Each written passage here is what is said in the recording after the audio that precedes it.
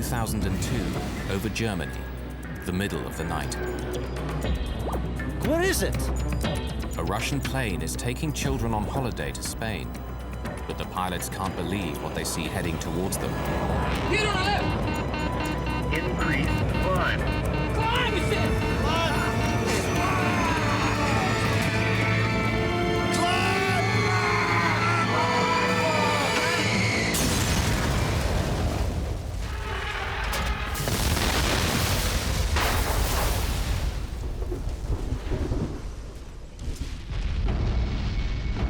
It's among the most poignant air disasters of recent times. How could two planes collide over one of the most closely regulated areas in the world? Bravo Tango Charlie. Faulty technology or human error?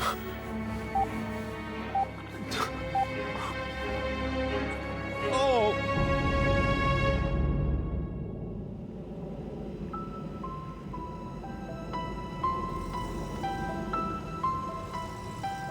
June 2002, the city of Ufa in western Russia. Ufa is populated by both Christians and Muslims. This year, its most outstanding teenagers have been chosen to go on a 2-week vacation organized by UNESCO near Barcelona in Spain. They are among the most clever, athletic or artistic children of Ufa. Kirill Degtyaryov is a 14-year-old prodigy. He's been painting since he was 4 years old and has already had 2 public exhibitions. He's halfway through his new work. He was very good at painting. He felt colors. He received good reviews. The trip sounded very exciting. That's why we agreed that Kirill should go to Spain. He just graduated from grade 9. He needed some rest, and it was a good opportunity for a summer holiday.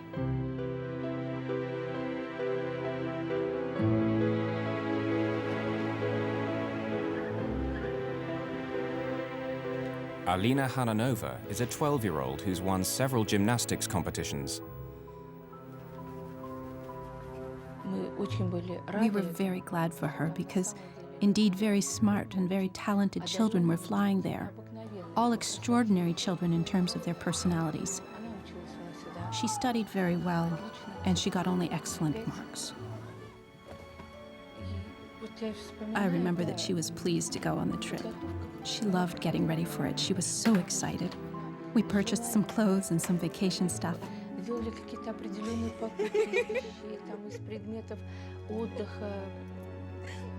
As she was born, I informed my husband, and he cried because he was happy to have a daughter.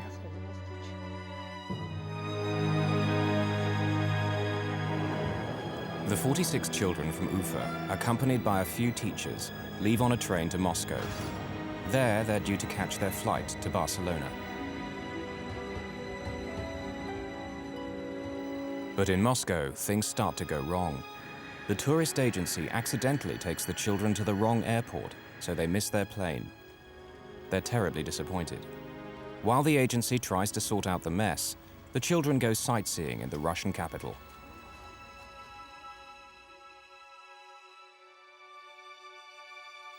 It takes 2 days to charter another jet, but finally they're on their way to Barcelona.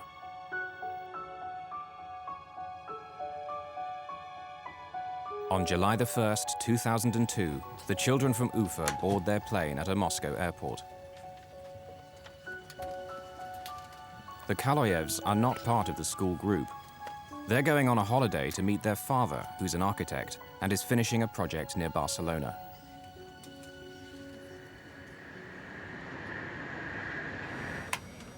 No fewer than 5 Russians are flying this plane. The captain is Alexander Gross, who's been a pilot for over 30 years.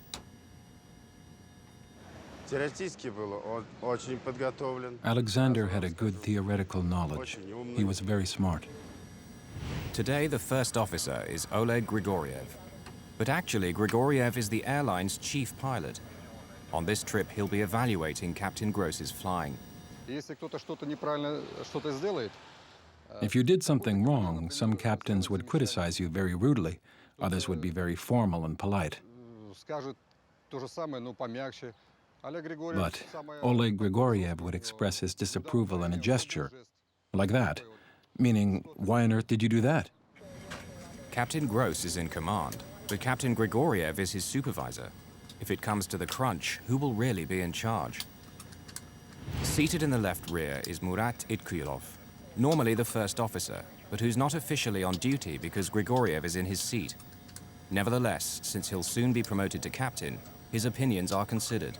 Мурат был профессионален как пилот, любил летать. Murat was a very professional pilot. He loved to fly. Murat was interested in the new stuff in aviation and always kept up to date on the most progressive things brought in. Also on the flight deck are an experienced navigator and a flight engineer. Just before 11 that evening, Bashkirian Airlines Flight 2937 leaves Moscow. The plane is a Tupolev 154.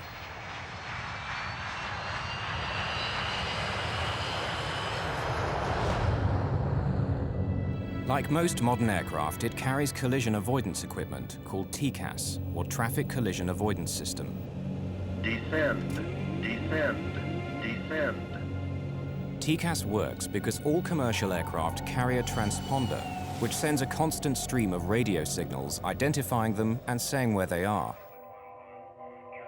TCAS listens in and calculates whether any of the planes is on a collision course. If they are, it will tell the pilot what action to take to avoid collision. Descend, descend. If air traffic control should ever let them down, TCAS will be their last line of defense. Clear of conflict. Hundreds of miles away in Bergamo, Italy, a Boeing 757 is getting underway. It's flying for DHL, the international freight company, and is heading for their European base at Brussels in Belgium. The Russian Tupolev will cross its path over southern Germany. The Boeing has only 2 people aboard, Captain Paul Phillips, who's British, and First Officer Brant Campioni, who's Canadian, and due to fly the next leg of the journey.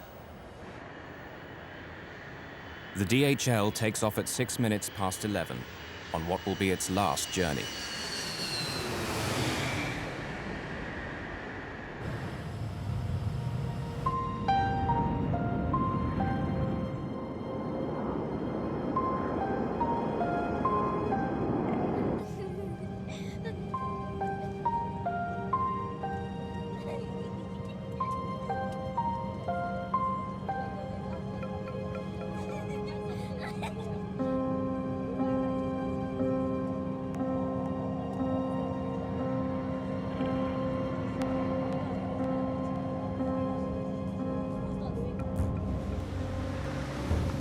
Ten to 8 at the Skyguide Area Control Center in Zurich, Switzerland. The busy day shift has ended and the night shift is reporting for work. Peter Nielsen is an experienced controller. He's been doing this job for 8 years. The center regulates air traffic in southern Germany as well as northern Switzerland. Tonight, there are only 2 controllers on duty. But the traffic in their sector is light, and Nielsen's colleague decides to take a lengthy break, a common practice at Skyguide. Peter Nielsen is now responsible for all air traffic on 2 radar screens, which sit several feet apart. At 10 past 11, 2 technicians arrive. They inform Peter that Skyguide management has authorized them to carry out maintenance work on the main radar. While they do so, the screens will work much more slowly, and will give no visual 2-minute warning if planes are getting too close to each other. Thai Inter 933, route Tratzig and Allgäu. Bavarian 350, descend flight level 270.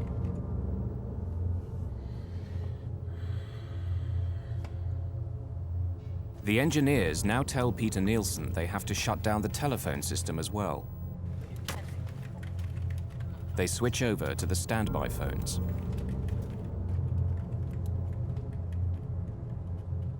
No one realizes it yet, but the seeds of disaster have been sown.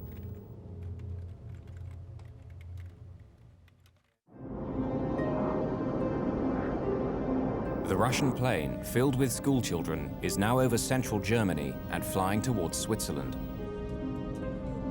Captain Grigoriev gets final clearance from the last German control center before they cross south into Switzerland.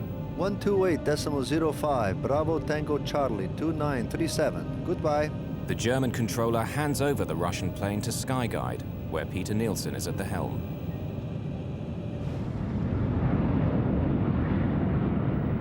Meanwhile, the DHL plane is climbing north over the Alps and is now entering Swiss airspace.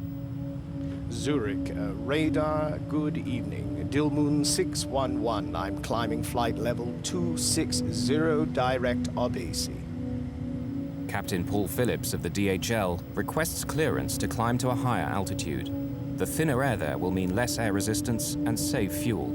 Roger, climb flight level 320.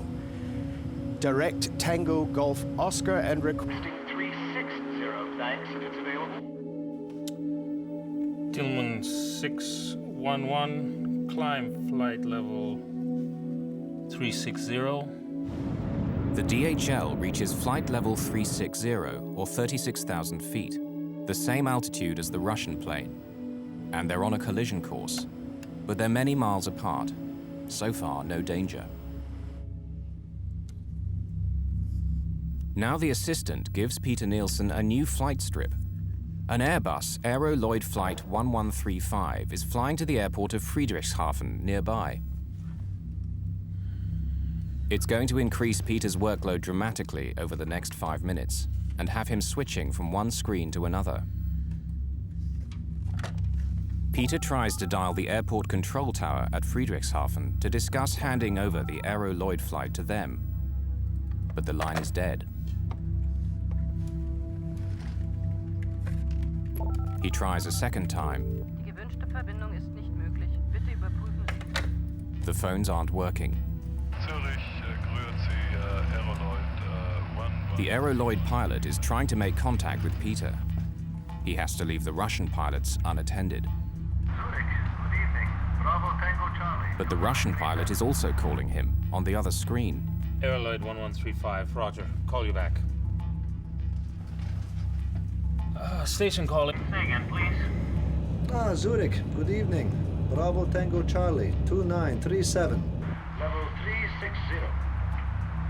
Bravo Tango Charlie 2937, squad 7520.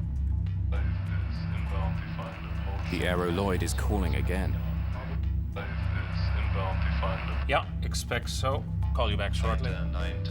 Now another plane needs him. A Thai Airways flight heading north. Thai into 933. Contact now on Munich 132.140. Goodbye. 140, Thai, Air traffic controllers are used to handling tricky situations. But tonight, Peter's equipment isn't working properly, and he's controlling 2 screens at the same time. Normally, his radar would warn of any impending collision. What he doesn't know is that tonight, it's out of action. Correct. What is your present heading? Present heading is 265. Roger. Right turn, heading 280, vector ILS 24. Right heading 2804 to expect ILS 24, Aeroloid 1. Peter wants to get this Aero Lloyd flight off his hands. He tries dialing the public number for the Friedrichshafen control tower for the 3rd time. Bitte überprüfen Sie die Rufnummer. Die gewünschte Verbindung ist...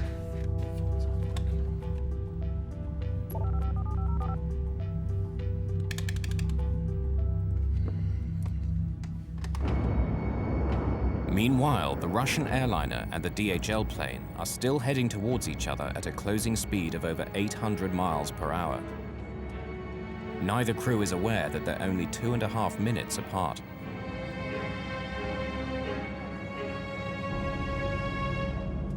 The DHL plane is now approaching the Swiss border with Germany.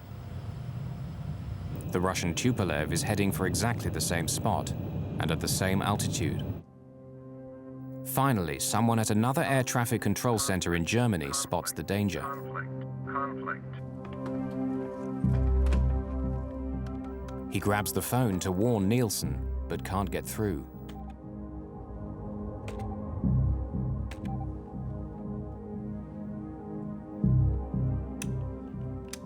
international air traffic rules prevent him from talking to the pilots directly.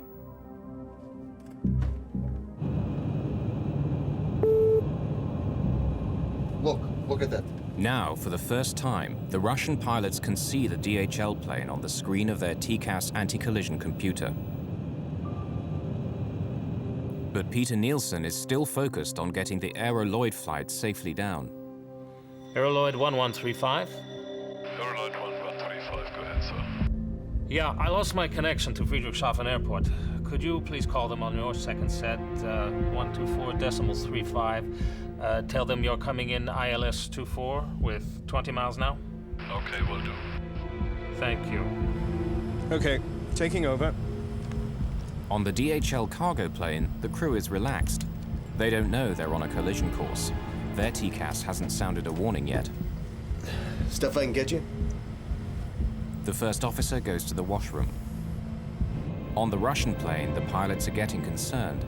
The other plane is getting closer and closer, but they're not exactly sure whether he's on the same altitude as them. He's going below us. Why below? 500. No, 100 meters. Traffic. Now fucking traffic. Why? Traffic. TCAS, the collision avoidance computer, is warning the Russian pilots that the other plane is getting too close for comfort. At the same moment, the TCAS in the DHL cockpit detects the Russian plane. Descend.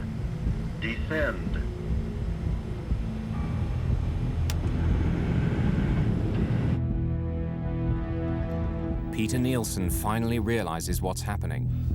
Bravo Tango Charlie 2937, descend flight level 350. Expedite, I have crossing traffic. Descend. Captain Gross disengages the autopilot and starts to descend. Climb. TCAS is telling them to climb. The controller is telling them to descend. It says climb. He is guiding us down. Bravo Descend? Tango Charlie 2937, descend level 350, expedite descent.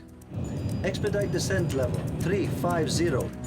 Bravo Tango Charlie 2937. Peter Nielsen thinks he's averted a collision by telling the Russian plane to descend. But what he doesn't know is that the DHL pilots have received a TCAS instruction telling them to descend. Increase! Dilmoon 600, TCAS descent. They're trying to tell Nielsen that they have a TCAS instruction to descend, but Peter can't hear them. If both planes obeyed TCAS, there'd be no problem. But the Russians, instead of climbing, have followed the controller's orders. Now both planes are diving towards each other. He's going below us. Fuck, where is it? Here on the left.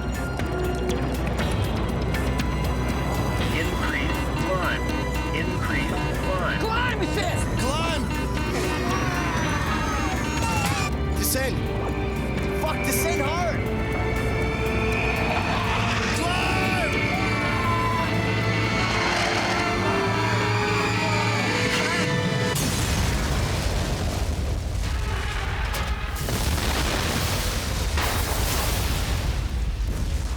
The tail of the DHL clips the belly of the Tupolev, tearing it apart. The pilots soon lose consciousness.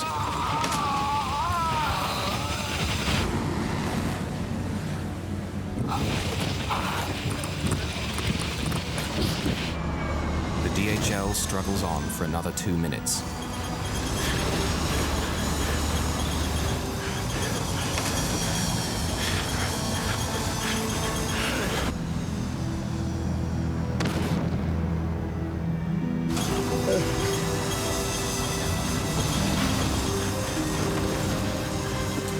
It will crash 4 miles away. Can we go over to Friedrichshafen? Affirm. Bye-bye. Bye-bye. Peter is unaware of what just happened. Bravo Tango Charlie 2937.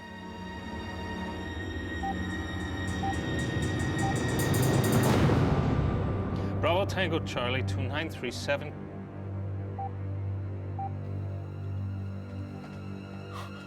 Bravo Tango Charlie. This is the nightmare that every controller hopes will not happen to him. Two of his aircraft colliding, killing scores of people. Oh! Peter Nielsen leaves the control room for the last time, but his story is far from over.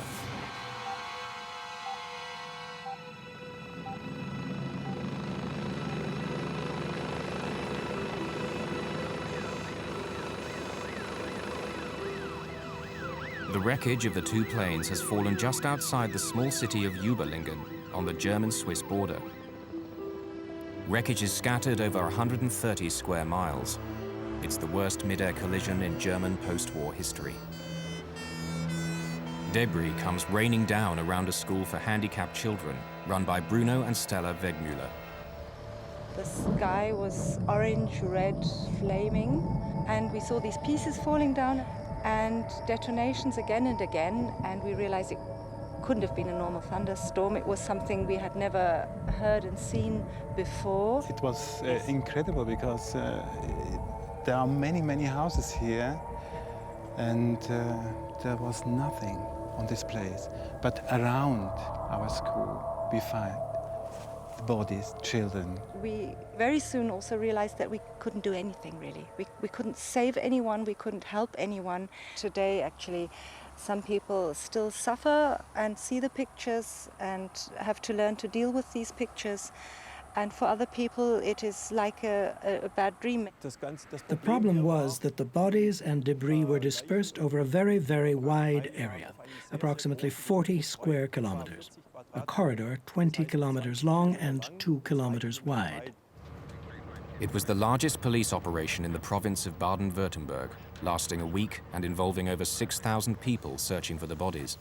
The people were all very sad. They were all in a state of extreme shock, and naturally the rescue team could feel that and empathized with their suffering. The policeman is standing where the DHL crashed.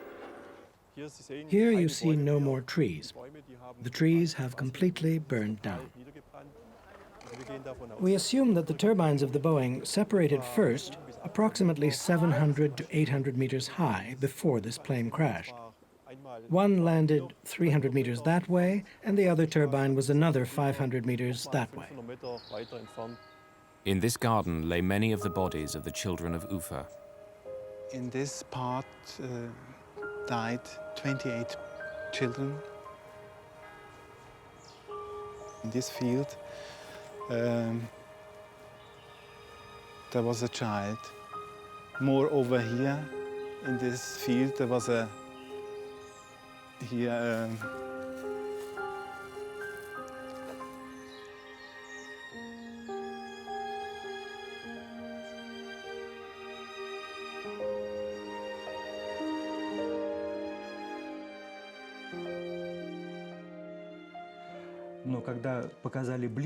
When they showed a close-up of an airplane, I saw an emblem of our Bashkir Airlines on the rear of the aircraft.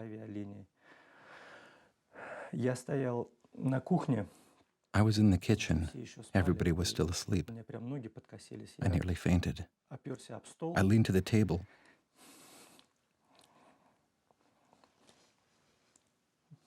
I didn't know what to do. The Hananov family lost their only daughter. Irina Degtarieva lost her only child. We hoped for some kind of a miracle, that he missed the plane. In a word, we didn't want to believe in this news. It was like thunder in a clear sky, and God forbid anyone gets news like this.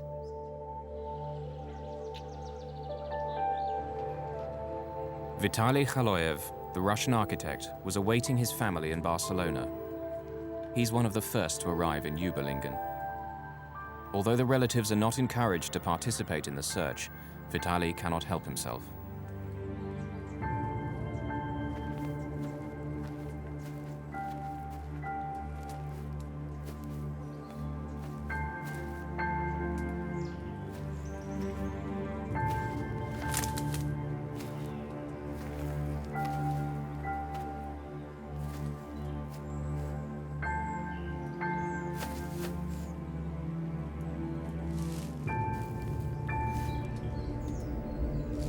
Vitaly finds a broken pearl necklace.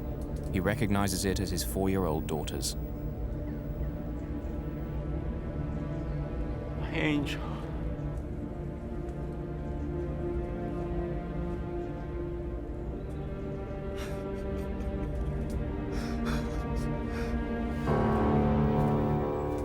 Amazingly, amidst all the carnage, Vitaly finds his daughter's body intact.